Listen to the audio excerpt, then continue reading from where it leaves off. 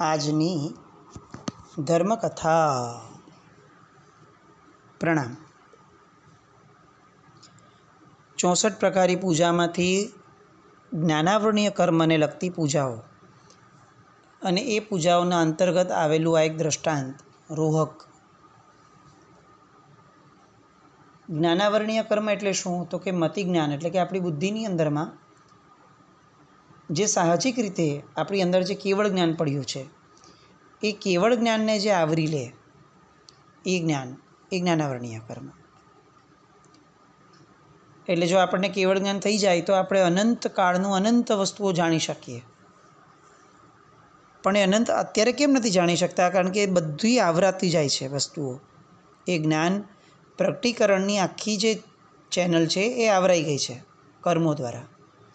તો એ જે કર્મો દ્વારા આવરાય એ આ જ્ઞાનાવરણીય કર્મ. દરેક વ્યક્તિમાં એ અલગ અલગ હોય અને એટલે જ દરેક વ્યક્તિનું મગજ અલગ અલગ ચાલે છે. આ રોહકની જે વાત છે એમાં આપણે જોયું કે શરૂઆતની અંદરમાં જ્ઞાનાવરણીય કર્મનો ઉદય છે તો માતા ગુજરી ગયા, નવી માતાને પ્રેમ ન થયો. હવે જ્ઞાનાવરણીય કર્મનો ક્ષયોપશમ થવા લાગ્યો. એ જે કર્મનો ઉદય હતો એ થોડો થોડો ઓછો થવા લાગ્યો. તો હવે બુદ્ધિમત્તાનો એકદમ વિકાસ થયો. ગઈકાલે જોયું એમ માતા સાથેના ક્લેશને એણે દૂર કર્યો અને હવે એમ કહી શકાય કે આ વ્યક્તિ એની પરાકાષ્ઠાએ જીવનમાં આવવાનો છે. એનો એક દોર હવે શરૂ થયો. એની અંદરમાં એક કળા પ્રગટી, આમ તો હતી પણ છતી થઈ, કે એ જે સાંભળે એ અક્ષરશઃ બોલીને બતાવે અને જે પોતે જુએ એને આબેહૂબ દિવસો પછી પણ ચિત્રીને બતાવી શકે, ડ્રો કરીને. એટલે ડ્રોઈંગની અદ્ભુત શક્તિ એનામાં પ્રગટી. આ જ્ઞાનાવરણીય કર્મનો ક્ષયોપશમ. પણ હવે એનો કોઈ ઉપયોગ અત્યાર સુધી કંઈ થયો ન હતો, કારણ કે જીવન જ એવું દરિદ્રી અવસ્થામાં છે કે આ બધી વસ્તુઓ સામાન્ય રીતે થોડું ઘણું કરે પોતાની મેળે, પણ એનો કંઈ બહુ વિશેષ ઝાઝો એમ કહી શકાય કે એવો પ્રભાવ નહીં. હવે બાપને એમ થયું કે અહીંયા રહીને આપણે શું થશું? આપણે કોઈક નગરમાં જઈએ મોટા અને ત્યાં ખેલ વગેરે કરીએ તો કદાચ ત્યાંથી આપણે વધારે કમાશું. એટલે દીકરાને લઈને ઉજ્જૈની ગયો. હવે આ રોહકે ક્યારેય પોતાના ગામની બહાર પગ નહોતો મૂક્યો. અચાનક આટલું મોટું નગર એણે જોયું એટલે રોમાંચિત થઈ ગયો. મોટા મોટા મહેલો, આલિશાન ઇમારતો, ગગનચુંબી હવેલીઓ, નગરના પહોળા રસ્તા, આ જાત જાતની વસ્તુઓ, રંગબેરંગી કપડાઓ, આ રમકડાની દુકાનો. આ માયાનગરીની વાર્તા જેણે સાંભળી હતી એના જેવું એને આ નગર લાગવા લાગ્યું. છેવટે બાપ તો પોતાના બધા કામો પતાવી અને આ બહાર ક્ષિપ્રા નદીના કિનારે આવીને બેસ્યો. આ બાળકને પણ બેસાડે છે. નદીનો મોટો તટ હતો. રોહકને ત્યાં જ બેસાડી અને પોતે કંઈક કામ માટે ફરી પાછો નગરમાં ગયો. હવે આ રોહક બેઠો બેઠો શું કરે છે? સાંજનો સમય છે, એનું મન રમતે ચડ્યું. એટલે એણે નક્કી કર્યું કે નદીની આ જે સુંવાળી રેતી છે એમાં એણે આજના દિવસમાં જે જોયું છે એ બધું ચિતરવાનું એણે શરૂ કર્યું. ઉજ્જૈની નગરી આખી જ એણે જે રીતે જોઈ હતી એ રીતે એને આંગળીએથી આબેહૂબ ચિતરવા લાગ્યો. થોડી ક્ષણમાં તો ક્ષિપ્રા નદીના પટ ઉપર આખીને આખી ઉજ્જૈની નગરી ચિતરાઈ ગઈ. પોતે જોતો તો આખું કે મેં કેવું ચિતર્યું છે. એવામાં અચાનક જ એક ઘોડે સવાર એ ત્યાં પસાર થતો હતો અને આણે જે નગરી ચિતરી હતી એની ઉપરથી પસાર થવાનો હતો. એટલે આ નાનો બાળક તરત જ એને રોકે છે કે ભાઈ ઊભા રહો, તમે આવી રીતે આ ઉજ્જૈનની નગરી ઉપર કેવી રીતે ઘોડો દોડાવી શકો? આ નગરની વચ્ચોવચ્ચ રાજમહેલ છે, એને નુકસાન થઈ ગયું તો રાજા ગુસ્સે થઈ જશે તમારી ઉપર. નાના બાળકની આ વાત સાંભળે છે અને ઘોડેસવાર જે છે એ ઘોડા પરથી નીચે ઉતર્યો અને એને રેતીના પટમાં જે આબેહૂબ નગરી ચિતરી હતી એ જોઈ એ આભો થઈ ગયો. શાબાશી આપી, ઇનામ પણ આપ્યું, એનું નામ ઠામ વગેરે સમજ્યું એની પાસેથી. હકીકતની અંદરમાં એ ઘોડેસવારે બીજું કોઈ નહીં પણ નગરચર્યાએ નીકળેલા એ રાજા સ્વયં પોતે હતા. રોહકનો બાપ થોડાક સમયમાં પાછો આવ્યો. એણે તો રોહક પાસે આટલા પૈસા ક્યાંથી આવે એમ બધું સમજીને વાત કરી પૂછીને ખબર પડી કે કોઈ એક ઘોડે સવાર આવીને આપી ગયો હતો. સારું લાગ્યું, પણ પેલા રાજાના મગજની અંદરમાં રોહકની છાપ બહુ ઊંડી ચિતરી ગઈ.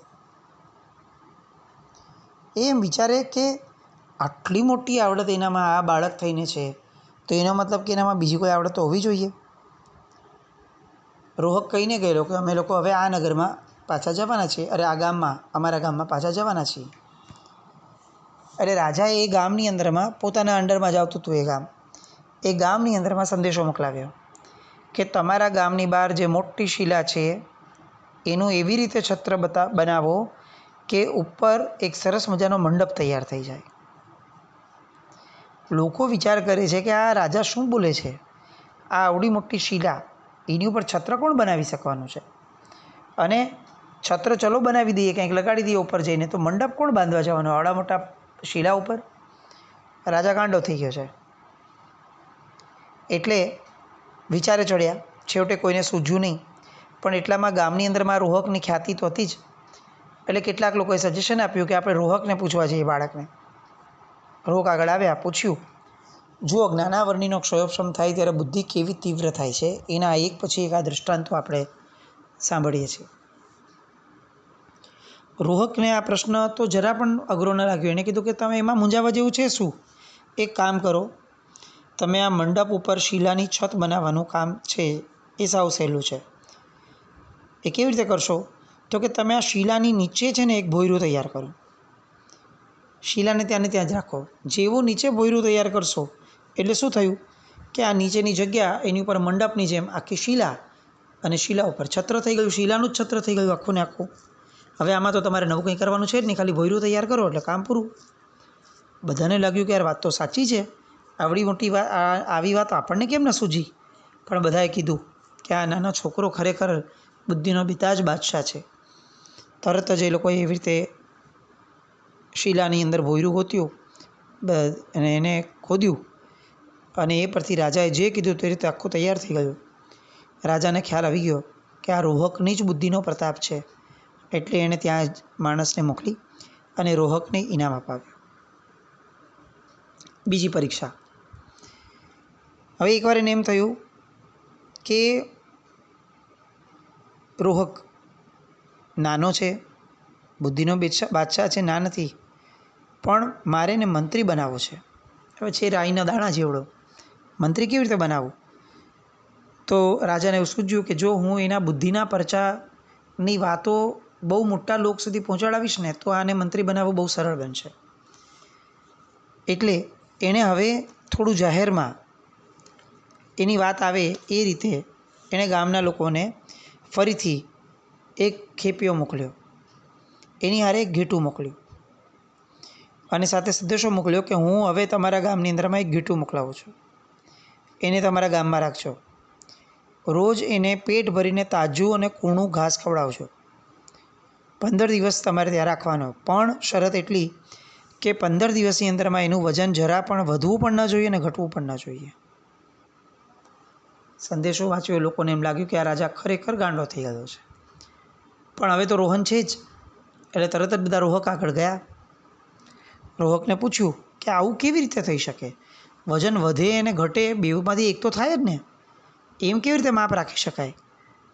રોહકે કીધું કે કાકા એ પણ સરળ છે. તમે એક કામ કરો, આ રોહકને જ્યાં બાંધ્યો છે ને એની સામે જ એક વરુને બાંધી લો. કે વરુને બાંધવાથી શું થશે? તો કે કાંઈ નહીં, તમે એને જેટલું ખવડાવશો આ ઘેટું સામે ઊભેલા વરુને જોઈ અને અંદરથી ફફડતો રહેશે, અને તમે જેટલું ખવડાવ્યું એ બધું બાષ્પીભવન થતું રહેશે. ઘેટાનું વજન વધશે પણ નહીં અને ઘટશે પણ નહીં. તમે બધું માલ ખવડાવો એટલે ઘટશે નહીં, અને તમારું ખવડાવેલું બળી જશે એટલે વધશે નહીં.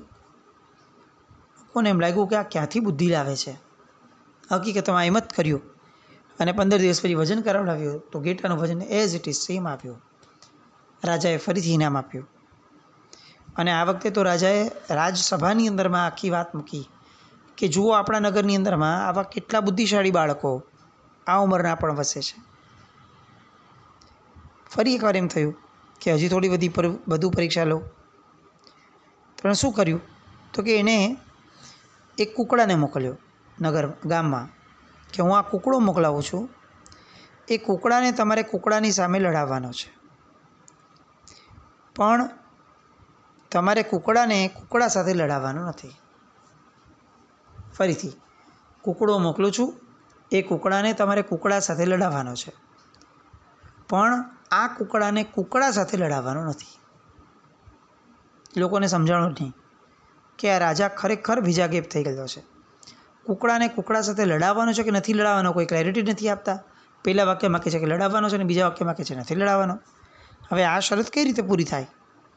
પણ રાજાને કેવી રીતે કહી શકાય? રાજા વાજાને વાંદરા, એ તો કાંઈ બી કરે ભાઈ, એટલે બગાડવા કોણ જાય? એના કરતાં ફરી એકવાર સંકટ સમયની સાંકળ ખેંચો. રોહક પાસે ગયા. રોહકે કીધું આ તો બહુ સરળ છે, કૂકડાને કૂકડાની સાથે લડાવવાનો છે, પણ એ રીતે લડાવવાનો છે કે કૂકડા સાથે ન લડે. તો આ બહુ સિમ્પલ છે. રોહકે કીધું કાંઈ નહીં, કૂકડાની સામે તમે એક મોટો અરીસો રાખી દો. લોકોએ કીધું એનાથી શું થશે? તો કે જે થશે તમે જુઓ તો ખરા. કૂકડાની સામે રાખ્યો અરીસો અને કૂકડો તો અરીસાને જોઈને ભડક્યો.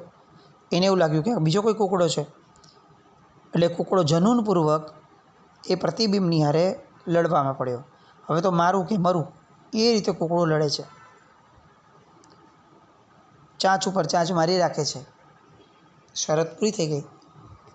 રાજા સુધી સંદેશો પહોંચ્યો. રાજા તો ફરી એકવાર ગેલમાં આવી ગયો કે આની બુદ્ધિશક્તિ તો કેટલી જબરદસ્ત છે.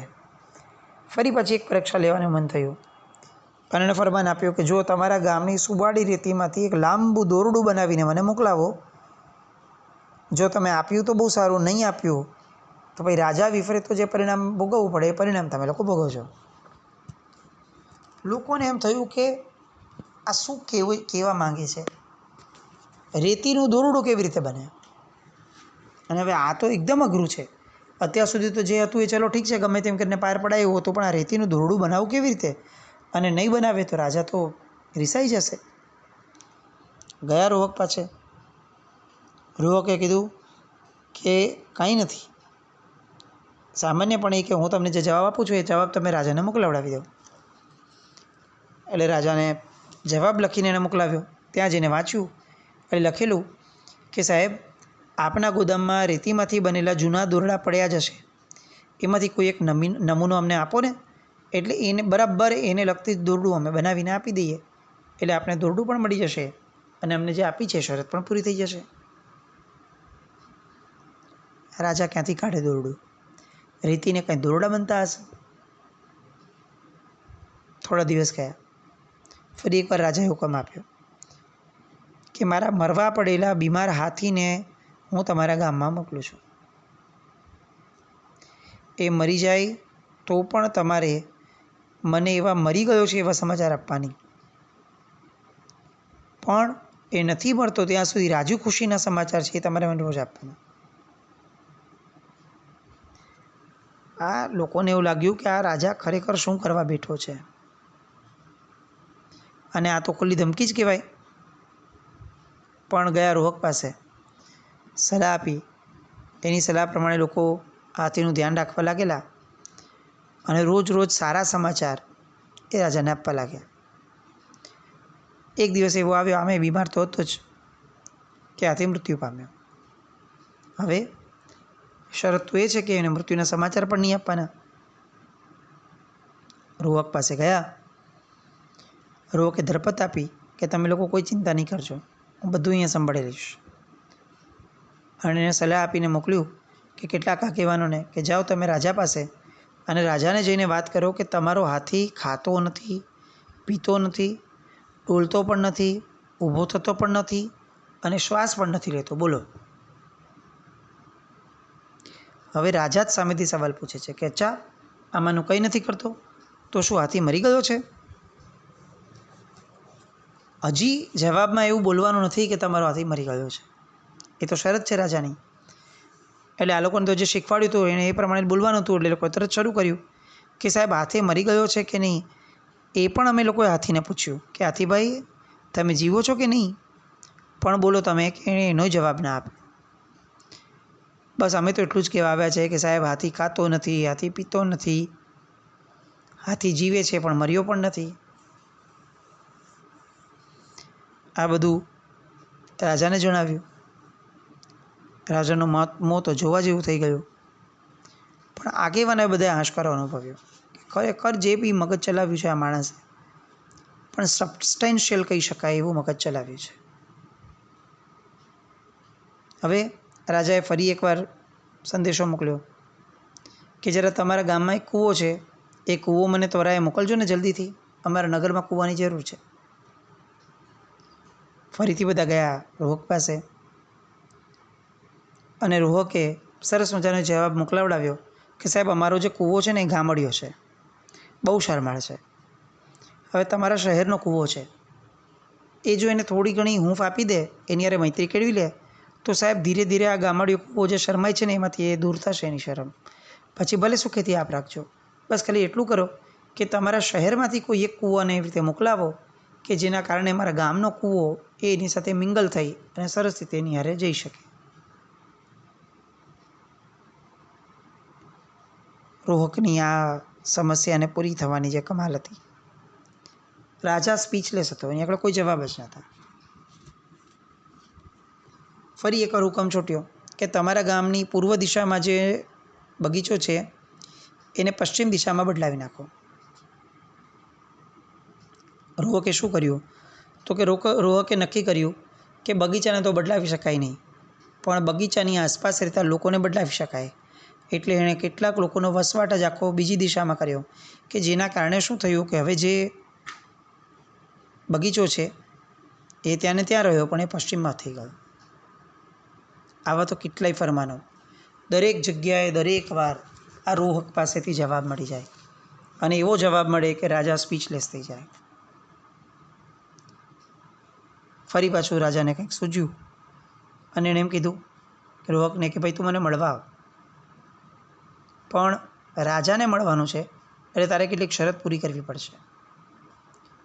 શરત શું છે તો લખીને મોકલ્યું કે પોતાને મળવા સૂદમાં પણ ન આવવું ને વધમાં પણ ના આવવું, રાત્રે પણ ન આવવું ને દિવસે પણ ના આવવું, તડકામાં પણ ન આવવું ને છાયડામાં પણ ના આવવું, ચાલીને પણ ન આવવું ને વાહન પર બેસીને પણ ના આવવું, સારા રસ્તે પણ ન આવવું ને ખરાબ રસ્તે પણ ન આવવું, સ્નાન કરીને પણ ન આવવું કે સ્નાન કર્યા વિના પણ ન આવવું.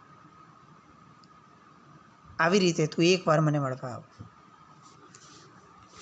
સમાચાર લઈ જવાવાળો માણસે ગાંડો થઈ ગયો તો કે આ શું બોલે છે રાજા.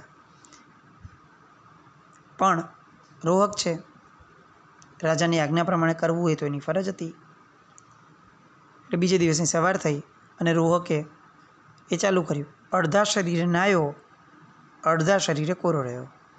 એટલે કે નાહ્યો પણ છતાં નાહ્યો નહીં. ગામડામાં એટલે ગાડાના જે બે ખીલા હતા એની વચ્ચોવચ્ચ એક ઘેટા ઉપરથી એવી રીતે સવાર થયો કે એના પગ જમીન પર રહે અને ઘેટા પર બેઠો હોય, એટલે એનો મતલબ કે વાહન ઉપર પણ બેઠો છે અને પગ જમીન પર છે, એનો મતલબ કે ચાલે પણ છે. આગળ વધ્યો. એણે એક આટો ચાળવાની ચાળણી જે છે એનું એક છત્ર બનાવ્યું અને એને મસ્તક પર ધારણ કર્યું. એના કારણે શું થયું કે આમ જોવા જઈએ તો એને તડકો લાગ્યો બહુ, અને આમ એને બહુ છાંયો પણ ન મળ્યો. આ રીતે આમ